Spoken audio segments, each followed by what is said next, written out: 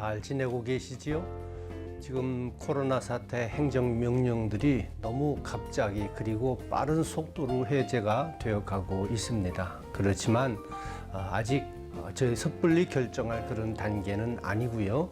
예의 주시해 보면서 좀 기다려야 할 때입니다. 여러분들이 기도 많이 해주시고 특별히 더 건강들 신경 쓰시기를 바랍니다.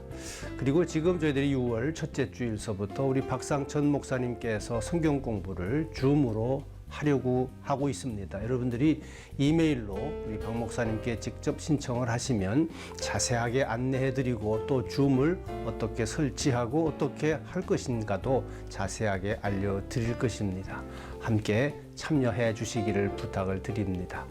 오늘 이제 신명기 25장을 이제 하게 되겠는데요. 모든 피조물을 위하는 하나님의 보호제도라는 제목입니다. 여러분, 우리가 살고 있는 이 사회가 정의로운 사회, 공평한 사회가 되려면 물론 필요한 것들이 사회적으로 한두 가지가 아닐 것입니다. 그러나 오늘 이 말씀을 쭉 묵상을 해보면서 보니까 정직하다, 뭘 보고 정직하다고 그럴까? 예, 아니요를 분명히 할 수 있으면 이 사람 정직한 사람이고 정의로운 삶을 살 수 있다고 생각을 합니다. 의는 의롭다, 악인은 정죄하는.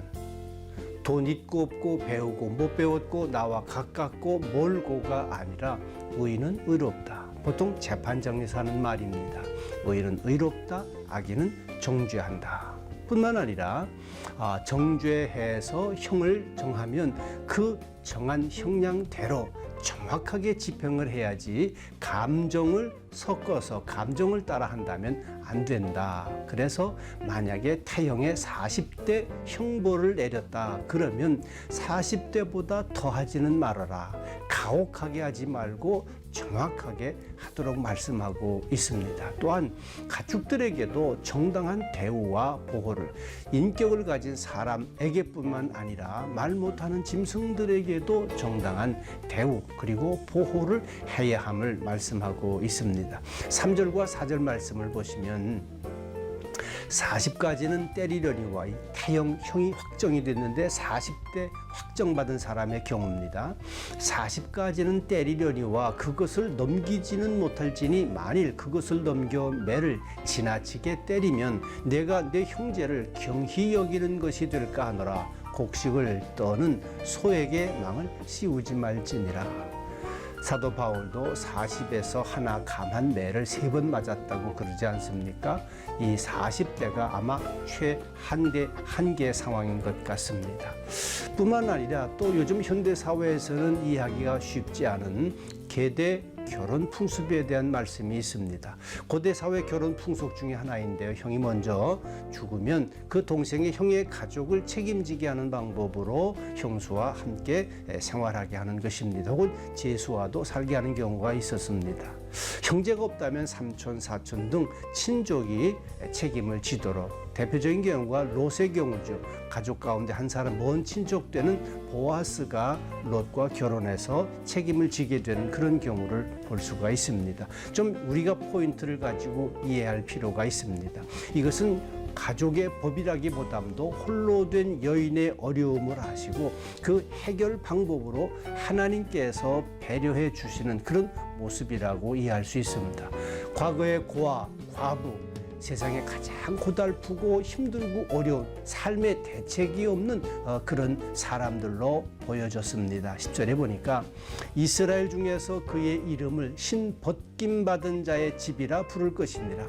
이스라엘 남자들 가운데 신벗김 받은 자의 집, 제일 수치스러운 이름 가운데 하나입니다. 왜냐하면 자기가 져야 할 이 계대 결혼 풍습에 따른 책임을 지지 않도록 포기한 사람이기 때문에 그렇습니다.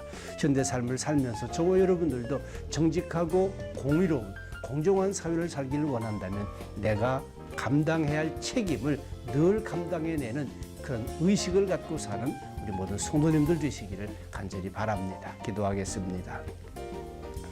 오늘을 살며 정직과 성실함을 잊고 살아왔던 것을 오늘 이 아침 또 깨닫게 해주시니 정말 감사합니다. 하나님께서 나에게 맡겨주신 그 모든 책임을 하나님 앞에서 감당하면서 끝까지 변하지 않는 성실한 삶으로 살아가는 우리 모든 임마누엘 가족 되게 해주시기를 간절히 원합니다.